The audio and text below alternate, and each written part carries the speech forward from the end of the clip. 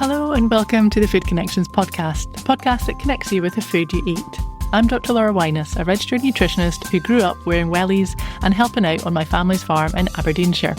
I think it's so important to know where our food comes from and how it's made, and what better way than to hear directly from the individuals involved in making our food.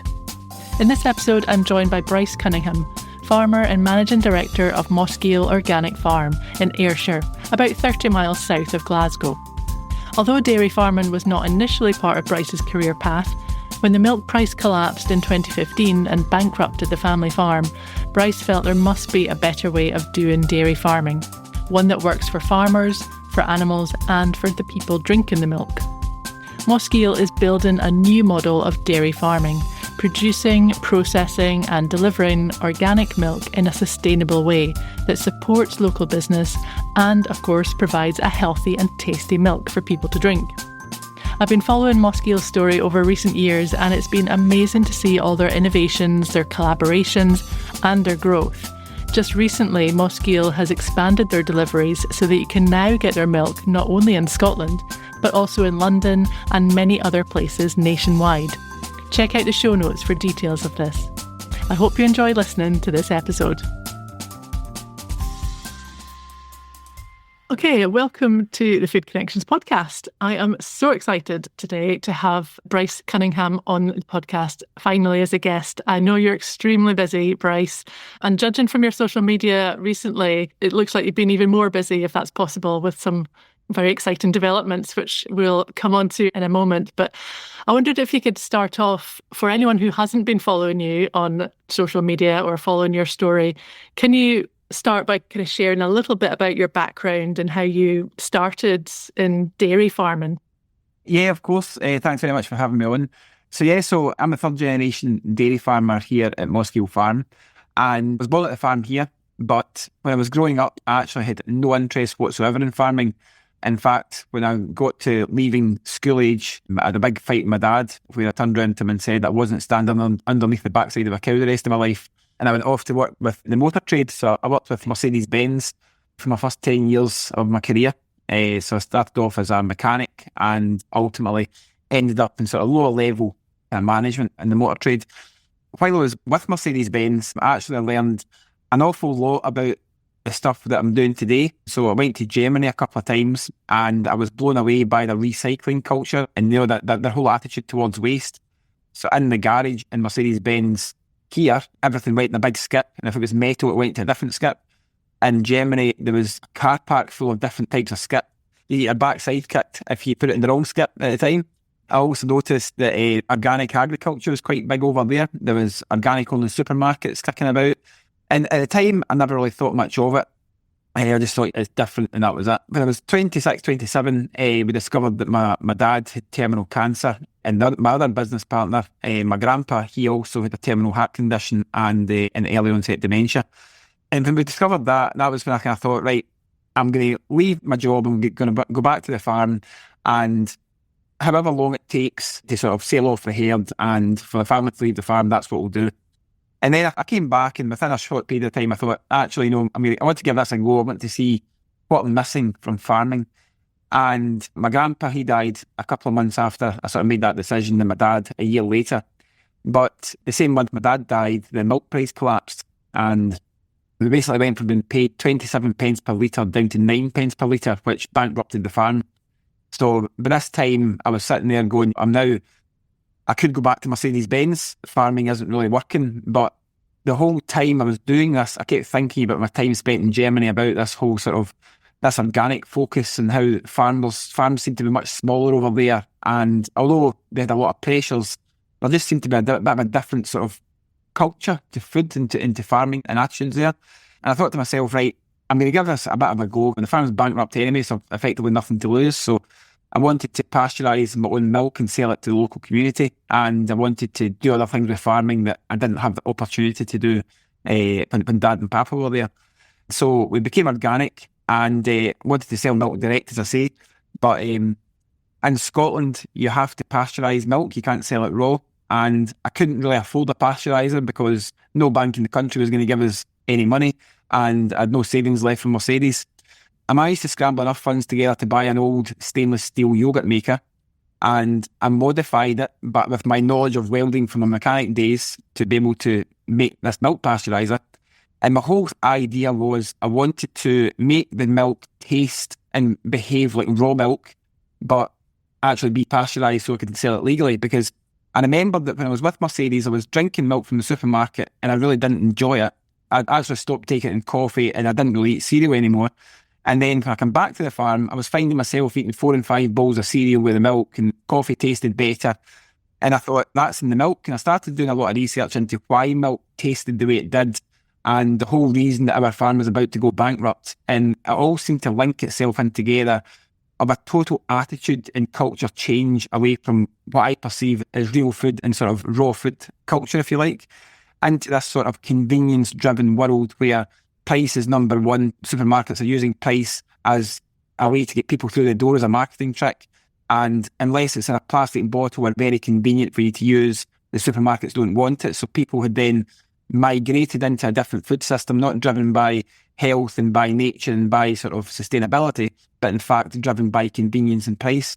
And as I say, that was 10 years ago. Over the past 10 years, we've really challenged how we can operate as a business. We've scaled up this unique way of pasteurising that we created that allows milk to taste and behave like raw milk but still be pasteurised. We're now supplying it UK-wide. We're supporting 3 other Scottish organic family farms by buying their milk, so the business has definitely scaled up. And we're doing it all in such a way that it's fully organic and we don't use any single-use plastic in our packaging. So again, going back to that whole learning I had in Germany. So I wonder, can you, I guess, paint the picture, first of all, like Mossgiel Dairy Farm, where is it located? What it looks like today, just to give kind of listeners an idea. We're a 200-acre dairy farm, a grass-based dairy farm. We don't grow any crops. We're in the southwest of Scotland in a village called Mossgiel, which is about 25 miles from Glasgow. And yeah, so it's a typical Ayrshire farm. It rains too much and I moan about it too much. And we really love days like today for the sun's out, but we don't get them often enough. Is there a lot of dairies in that area of Scotland, or is it more crops? Yeah, the southwest of Scotland is the sort of dairy heart of Scotland. So we're probably sort of near the top of it. The kind of main amount of dairy farms are kind of down Dumfries and Galloway area. Yeah, so Ayrshire and Dumfries and Galloway, that kind of corner of Scotland is where most of the dairy happens. And of course, Robbie Burns as well lived on your farm back in the day. I'm not sure what day, was it 1700 something? Yeah, so between 1784 to 1786. That's obviously impacted your business, or does it impact your day-to-day work or business much? On a day-to-day basis, I don't think Robert Burns being here really sells much milk for us. But again, it's digging back into... I'm a little bit of a Burns fan. I'm certainly not the number one Burns fan in the world, but digging back into some of the challenges he had, but also some of the realisations he had at the time, I find myself quite often thinking about some of the lines he wrote. For example, like, I'm truly sorry man's dominion has broken nature's social union. That was him talking about how his plough hit a mouse's nest, and the impact of humankind in farming and on the environment was significant enough to sort of knock this mouse's nest away. He was talking about the wider issues in society and all that kind of stuff. And today we are talking about biodiversity loss and the potential climate challenges that's going to bring. It was very much ahead of his time. To be linked to that is quite something. But yeah, it's that we do put him in the front of our pack. He is in my main logo, but yeah, his influence is perhaps limited to that. Yeah.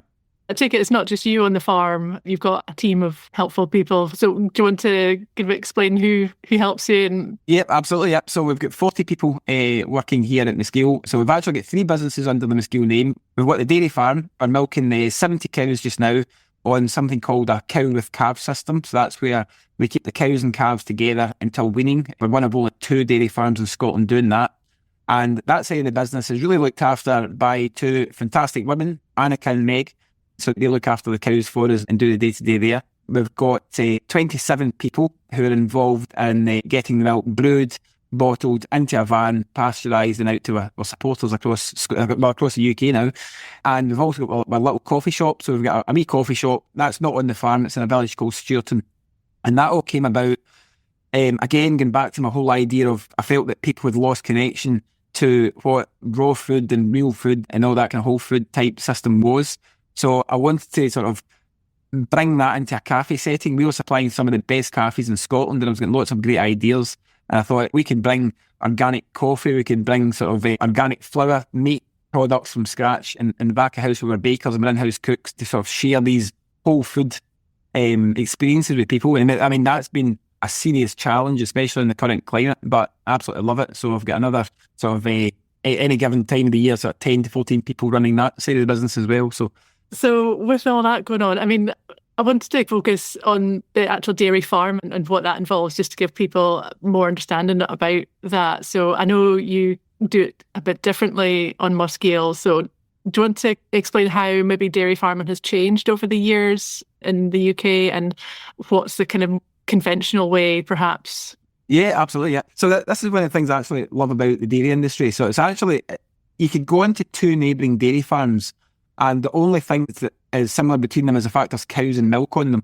They can be run completely differently. So if you go back about 100 years ago, generally the way that farming was run was every farm would have a few cows, a few sheep, some crops. They would do various different bits and bobs on it. But it was quite a mixed farming, and every farm was quite a sort of, if you look across the countryside, there's a tapestry of different farms doing roughly the same thing and all working together on it. As the sort of modern food industry has evolved, farms have become more specialised. So I'm not saying every farm's like this now, but most farms specialise in one thing. So they're generally animal farms, dairy farms, and beef and sheep's quite a common mix. And dairy farming specifically, over the past kind of 30, 40 years, the biggest thing that's happened is that something called the Milk Marketing Board was done away with. That was happening in the early 90s. That was a body set up to protect farmers' incomes. So you're protecting the price of milk. They would say to the retailers, the price of milk is X, Y, or Z, and then give the farmers the payment based on that. And that sort of kept a lot of farmers in business, if you like, over the years. When it was a sort of rise of the EU and deregulations, in sort of 1993 roughly, that was when the Milk Marketing Board got disbanded under the monopoly rules. So it meant that there had to be more competition. But what that meant was that dairy farmers here in the UK were exposed to international commodity milk prices. So instead of the milk price being protected, it was going up and down like a yo-yo depending on what happened with trading. And that was probably the single biggest shift and change for dairying over the years, and that affected farmers' incomes. And what happened was, the immediate after effect was that farmers had to buy quotas. So if you had a certain amount of milk quota, that determined how much milk you could then produce. And again, that kind of protected the industry for a bit of a while. So we had this exposure to massive commodity markets, but it was protected by milk quotas because some farmers couldn't overproduce just to fund the market kind of thing. But that changed again in about 2012, I think it was, roughly, it was around about that date, where milk quotas were disbanded and dairy farmers are fully now exposed to international commodity milk prices. And that was when our farm went down. What had happened was the war in Crimea had kicked off and the European Union had put sanctions on Russia, which meant that Russia then put sanctions on us and said they wouldn't buy any dairy products from the EU. At the same time, China stopped buying milk powder, so there was a big flood of milk. Our price collapsed and we were bankrupted. And that volatility has now stayed. It's just we're going through another period of low prices just now, and a lot of farmers are facing basically going out of business. So because of that change, farmers have had to adopt a sort of really high efficiency mindset. So they've had to be really, really efficient with what they do. And that sort of fractured the industry kind of into two sectors. There's been a sort of very high input, housed all year round system where dairy cows are kept inside all year round. They're fed a very specific diet. They're treated like athletes in their nutrition. And because of that, they pump out an awful lot of milk. That's sort of one way that it works. It's very controlled. I'm not saying it's easy to do, but it's very controlled, high welfare. That's just how it works. The opposite side is a grass-based system. So that's where the cows will go outside to grass. They'll eat grass as a majority of their diet, and you'll get fluctuations in their supply throughout the year. So it's a bit less sort of controlled, absolutely, because the weather can contribute to it and things like that. And within that system, that grass-based system, the sort of subset of that is organic. That's where sort of cows are grazing as often as weather allows. We don't use any chemicals or fertilisers on the land, and a sort of organic farming in a nutshell. There's more to it than that, but that's it in a nutshell, sort of protecting biodiversity in that manner. So that's the kind of three main ways that farming is going down nowadays. So conventionally, you've got housed or grazed outside, and then you've got the organic, which is a kind of subset of grazing. So, I mean, the way that you do it, you have cows with calves, so that the calves stay with the cows longer, and that's, I believe, different to the more conventional way. Can you explain a bit about that and why that is? So the conventional method in dairy farming is a system called snatch calving, and what that means is as soon as the calf's born, the calves take it away to be put into a pen itself. and the cow goes and joins the herd and gets milked, and that's kind of how it operates. Now, inherently, to someone who's not involved in dairy farming, that sounds inherently cruel, and you want nobody high welfare. However, there's a little bit more to it than that. So over the years, dairy farming has evolved and cows have evolved. Disease has also evolved as well. So, for example, calves are born without any immune system. So they're very susceptible to picking up any disease. And of course, cows are dirty, the sheds are dirty. It's not a fantastic environment to be born in. It's not in the maternity ward. So in part, removing the calf immediately and then being able to ensure that it gets enough colostrum, so that's the first milk of the mother, goes into the calf, that gives it its immune system because it's getting the immunity from its mother's milk. The farmer can then make sure that it's clean, it's safe, it's in a pen, and it's not going to get harmed in any way. So that is the main reason it's done. The secondary reason is that calves will drink a significant amount of milk from a cow.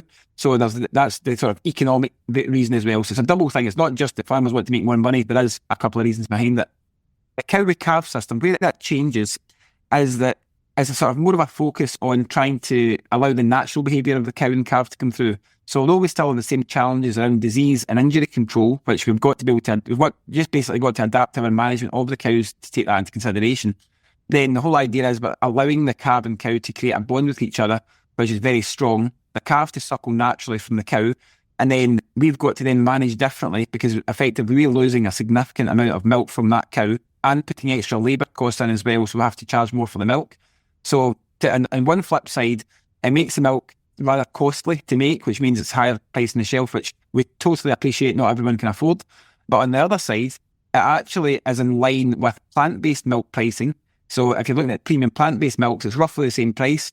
So it's allowing the customer to have an option of, yes, you can get dairy milk, which aligns with their values of keeping cows and calves together, and it is in the same price bracket as what you're willing to pay for plant-based milks.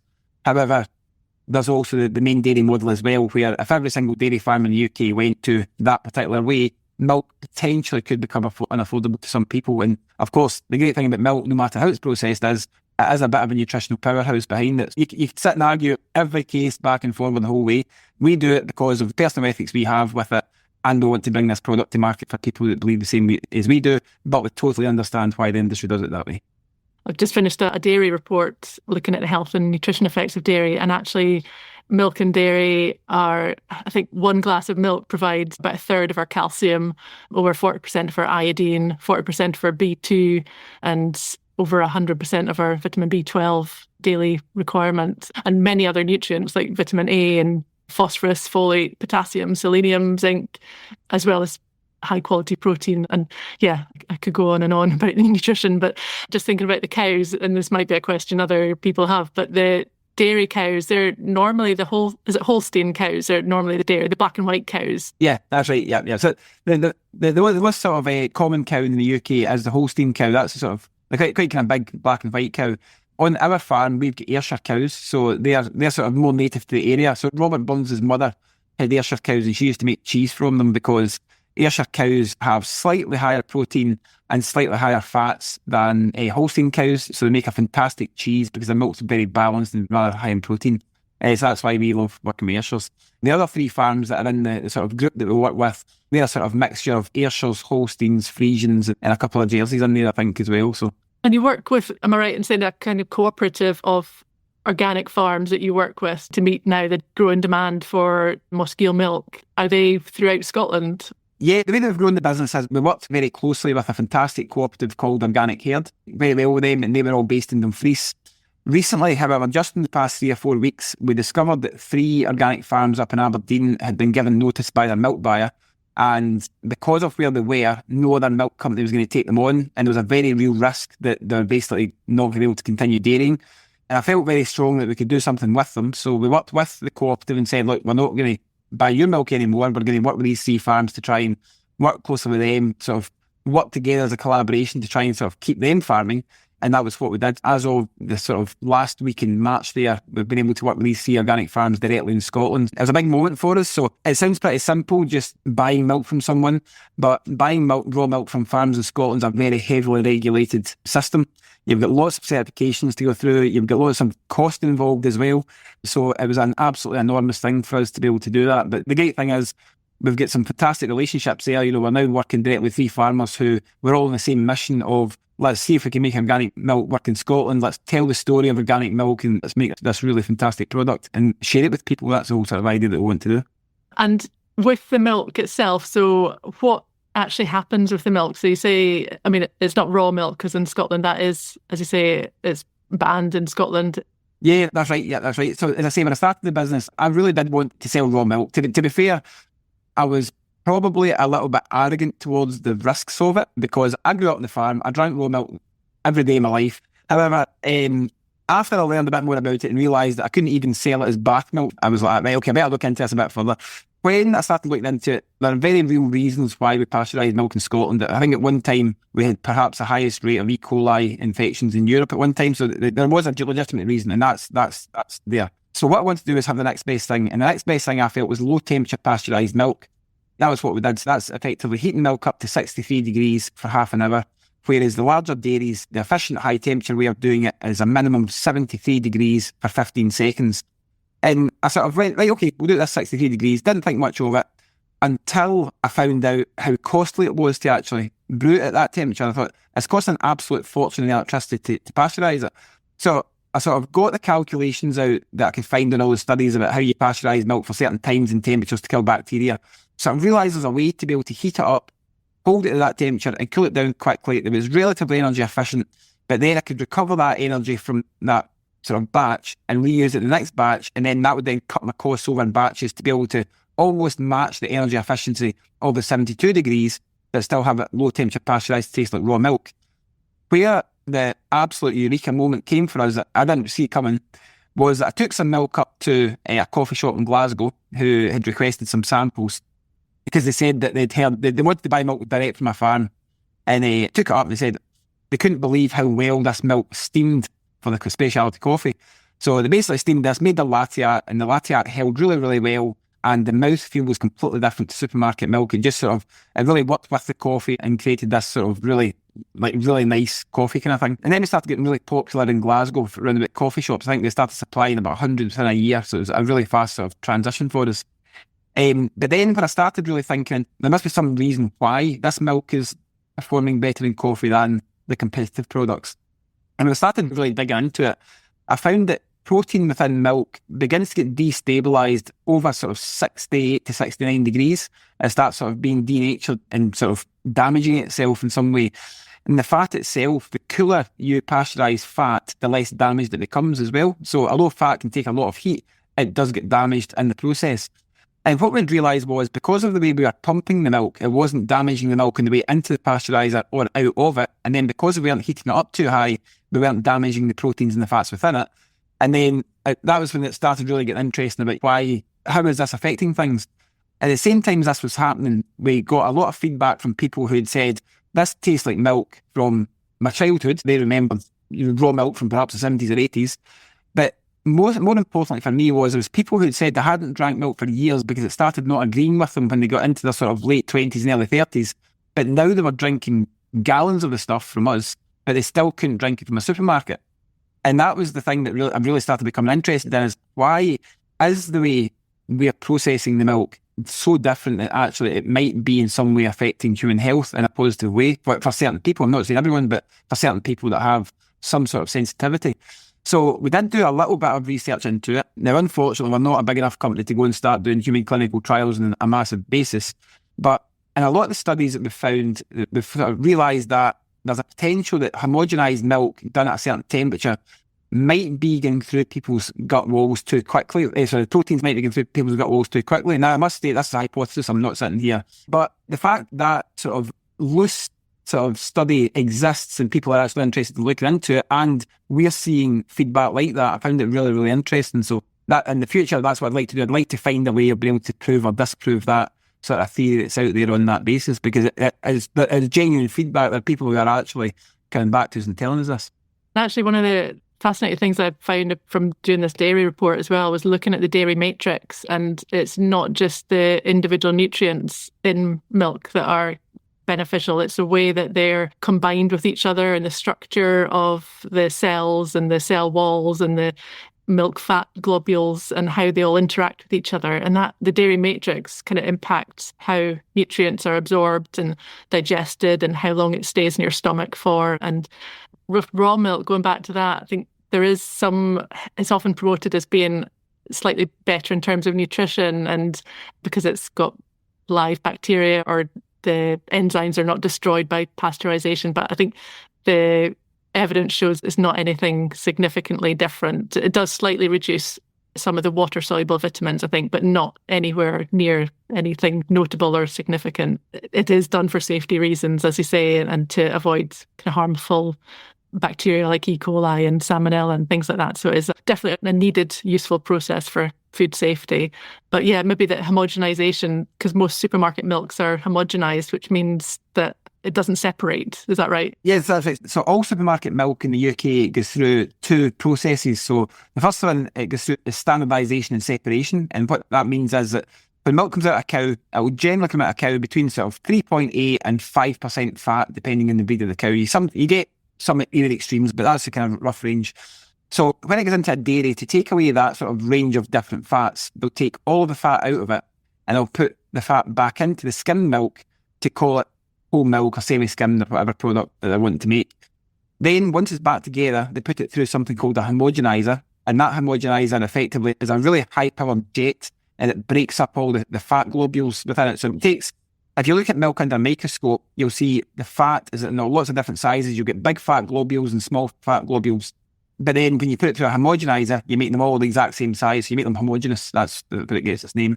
What that means is that the cream doesn't separate, and when you see a supermarket bottle, no matter if it's 1 day or 10 days old on the shelf, it looks the exact same from top to bottom. Our product differs is that we do the pasteurisation at a different temperature, yes, but we don't separate and we don't homogenise. So we only literally pasteurise the milk. We don't put it through any other processes.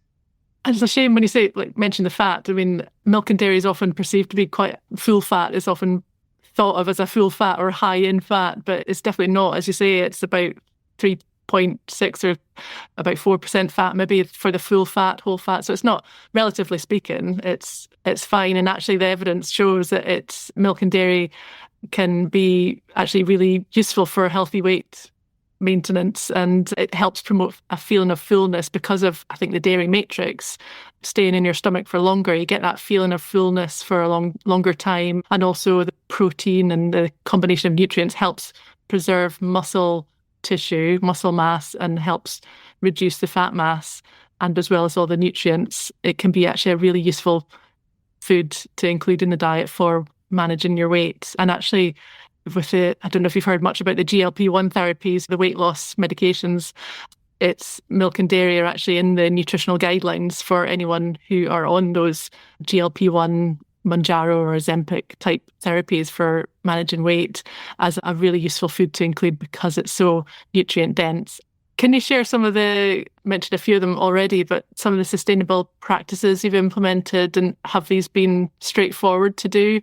Like using glass bottles, for example, or electric delivery vans, I believe, and no single-use plastic. So big focus on sustainability in the business. As I say, the first thing was organics. I had a real interest in organics after my experience in Germany. And I'd sort of seen across the farm was it was all either green or it was broken hedges. That was the whole farm that across it. And I noticed that a lot of the woodland, it was all sort of not dying away as such, but there were big gaps in it. And I thought that was the first thing that I noticed. And that's what kind of led me onto organics, because organics, it really puts a focus on biodiversity. So biodiversity being different plants and different animals in different places to sustain the ecosystem kind of thing. So when you're starting to look at biodiversity, number one, then that takes away all the tools of fertilisers, chemical sprays to try and control things like that. So that was a real interest for me. So yes, biodiversity is really important through organic agriculture and sustainability. The second thing was, as you say, the packaging.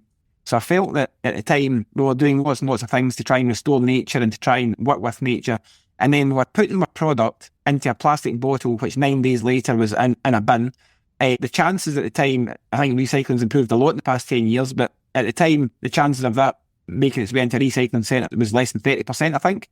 I thought, what is the point in us doing all of this to put it in a plastic bottle? So we went single-use plastic free, which was probably the worst decision I've ever made in my life, because we lost half of our customers overnight professional kitchens didn't want glass bottles in them. They found that the buckets that we replaced them with, so we use buckets now which we wash and reuse and send it back out, they were awkward and you couldn't fit enough of them in the fridge. And then almost everything in the whole catering and hospitality industry is measured in 2-litre jugs. So if you phone up a dairy, you say, right, can I have 20 jugs today? And then trying to convert that into different 5-litre tubs or pints and all that, every single thing we did was difficult. But we stuck at it. We won contracts after that because of a single-use plastic-free policy. So long-term, it has been great for the business. But the one thing that I'm constantly told is the business would probably be 4 times bigger if we did do single-use plastic. So it's one of those things that, it's been a very ethical and vision-led way of doing it, but it has restricted business growth, but that's just what it is. It's part of our values and part of who we are. The next thing we did was we looked at how we were heating up and brewing with milk. So at the time we were using electricity, obviously it's got a very high carbon footprint. Again, lower now because of the investment in the past 10 years, but at the time electricity was very high in carbon in Scotland. So we invested in biomass and solar technology. So now we have a biomass boiler on farm. That burns wood, but it doesn't burn the imported wood that you read in the newspapers that some of these big power stations do. So it all comes locally. We're able to burn it on farm. We generate heat from that. We wash our bottles from it. We heat the farmhouse and the office, and we pasteurise all the milk through it. The solar panels are there to charge our electric vehicles. So we do all of our deliveries during the night time. We come back, plug it in, and we can charge our electric vehicles from the solar. So we time it all for that.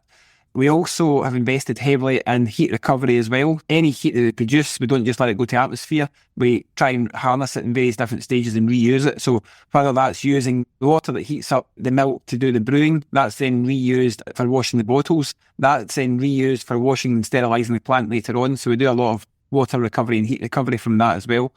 And then we as we've grown the business as well, it would be very easy, very expensive, but very easy for us to go and put 100 vans on and start trying to deliver to every doorstep across the Central Belt. But actually chose not to do that. So initially we started sort of doing these milk runs and realising that other dairies were out delivering their products. And we thought, well, we do brewed organic milk. That's very much a niche. So we approached all these dairies and said, look, we'll make up a very small part of your business, but can you deliver our milk on our behalf? So although we had electric vehicles, the best vehicle is the one that's not on the road. So we said to them, can you deliver our product? They did that for us. So that's allowed us to sort of work with some fantastic businesses across Scotland, actually across the UK now through actually collaborating instead of competing. So it's not just about sticking up a windmill and saying, oh, we're green. It's all about saying, let's look at every single stage of a process and see where we can improve it constantly. But there's one thing in particular that I've actually been really quite proud to be able to do. And that's actually, it was really weird. Going to all these coffee shops, you see the waste that comes out of the coffee shops, and that waste is mainly coffee grounds. And these coffee grounds are actually fantastic soil enhancers that they're amazing when you compost them. And we thought to ourselves, how can we work with the coffee community to be able to do something a bit different? So we decided that what we were going to do was compost coffee on the farm, mix it with the cow dung and the cow compost. Now we could spread it in the fields as fertiliser, an organic fertiliser because it's natural. And that was sort of pretty cool. We're taking from 2 or 3 cafes, but it wasn't really having a massive impact. And then we were contacted by Scotland's largest coffee roaster called Matthew Algie. So they generate a bit of waste every year. We thought, right, okay, can we be quite bold and do something? So we take all their coffee waste, we compost it on the farm, and again, we spread it. So that then grows the grass, which feeds the cow, which produces the milk, goes back to the coffee. It's a full sort of circle. What I didn't anticipate at that time was the challenge of getting something like that approved by SEPA, by the Scottish Environment Protection Agency, because coffee is not really mixed with dairy farming very often. They didn't really have a box to tick for that one. So it took me quite a number of meetings and different things to be able to get that over the line. So we've managed to find the regulation that gets that and we've been able to do that. But yes, that took me about 3 years to get my head around just how we would do it. But now we're doing it. It's a fantastic product for the farm. And you do different products as well, not just milk, but I did hear a little bit, I think it was on your social media, about the chocolate milk and then the cheese as well. What have you kind of learned from that process, or how have they gone? Yeah, absolutely. Yeah. The cheese hasn't launched yet. So at Christmas time, we invited, our supporters and our followers into a sort of new idea we had. The idea was that we would take cheese from before the calf was born, before the cow was milking. We would share the story of the whole system. So from the cow calving down to the milk being produced, to that milk being turned into cheese, to it being matured and then delivered to the customer. So the whole idea was a sort of experience where people can invest in a cheese and 4 or 5 months later they would get it. So we're coming to a stage now where the cows are calving and we're able to get that sort of cheese moving. So the whole idea was that people could be involved in that journey, they could learn the whole process of cheese, because cheese just doesn't appear. You don't just walk into the supermarket and buy a cheese that's made of thin air. It's a big process. So we wanted to share that, and that was something that was really exciting for us. Then after that first batch is out there, we can then talk about what we're doing next with cheese kind of thing. We've also got a butter out as well, so that's made in collaboration with a Glasgow company. So we can deliver our cream up there, and they use old-fashioned traditional churns to make the butter, so you get the full flavour of the butter through. And we also use blackthorn salt, so that's a local salt that's made down in Ayrshire, so it's only 10 miles away from us, so we can use that. And yes, the chocolate milk. The chocolate milk is off the market right this very minute because we're doing some upgrades behind the scenes. But what we're able to do with that is we took the waste product from the chocolate making process from a company called Bare Bones Chocolate in Glasgow, so very high-end quality chocolate. We brew those waste husks, which are effectively food waste. We brew them in milk for an hour, and we then add a little bit of sugar. So that's actually not much sugar at all. I think we're adding about 1.5% sugar into it. And you get this very sort of, not very many ingredients at all, chocolate milk. It's very creamy and very chocolatey. So the only thing that's really in it is milk and sugar, and it's been infused with cocoa husks. And it was very, very popular. One of the challenges we found with it was that the way we designed the equipment, because it's a little bit funky in how we make it, we couldn't filter the chocolate husk properly. So we're investing in a new filtration system so that we can do it better and a bit more consistently. Great. Well, look out for that relaunching then. It sounds good. Gosh, you're massively busy. I can't believe the amount of stuff that you've done in the last kind of 10 or so years just to build a business and be pioneers and do things a bit differently. What do you see in the future? Where would you like the dairy industry going in kind of the next couple of years, or 5 years, or 10 years' time even? For the industry, I would really like for farmers to get a better and more sustainable system. I feel just now that the dairy industry has ended up with 5 dairies controlling 90% of the market in the UK, but I think that farmers are constantly in the rough end of the stick. I think that those who choose to invest are doing so for the right reasons. So they've been told by the milk buyers, we want more and more and more milk, and then there's too much milk. Those same farmers who've invested and taken the risk have been told, right, you're getting this amount of money for it, or you're dumping your milk. And that is happening right now. It's not fantasy. There's people being told, we are not picking your milk up, just dump it because there's too much milk. So there's really no link between demand and supply. It's just a case of when the commodity market goes up, you produce more milk. When the commodity market drops, you dump your milk, and whoever doesn't survive, that's fine, because the next people will be bigger and they'll do it again. But where I want to see is for most small farms to be given the option of being able to do something. And that was really why we exist today. I made a decision 7 years ago that we weren't just going to be one small farm producing a small market. We wanted to support other farmers. And the way that we're doing that, yes, when milk is more expensive, and that is bought by people who can't afford it, but we're being supported through our business to support small-scale farms with a product that's very high quality. And that's what I want to see us going. I don't want the dairy industry to be a faceless industry controlled by the minimum of companies. I want people to have fair prices, people to get a great product on the supermarket shelf, and everything in between to be full of fairness and transparency. I don't think that's the way it's grown for the past 30 years. I think that's been a massive mistake of the industry's part. So where I want to be is I want to have a business that shows there is a different way to do dairy, that we have these sort of very natural products. We want them to be the products of 100 years ago, but affordable, and let people taste what the real dairy products are without any sort of additives, fillers or preservatives in them. And yeah, that's going to have its challenges of shelf life, and it's going to have its challenges of consistency, but it's where we want to go as a business, and I think that there's an opportunity there for us. Yeah, and I think, one of the key things there for me was the taste, because, I mean, as you said before, people recognise or reminisce about how milk used to taste back in the kind of school days when we used to have bottles of milk for free at primary school. I remember those days, but it tasted different then to what it does now. And yeah, I think your milk certainly does taste very flavoursome and has a different mouthfeel to the supermarket milk. So what would you, just to finish off, I mean, it's been a fascinating conversation. To finish off, what would you say has been kind of your tastiest food or meal in the past couple of weeks? Has there been anything stand out, just as a final question? The best food I had in the past few weeks was at the Glasgow Coffee Festival at the weekend there. Nothing to do with dairy. I met one of my sort of food heroes, if you like, and it was the guys behind Company Bakery in Edinburgh, and they had a full range of bakery products.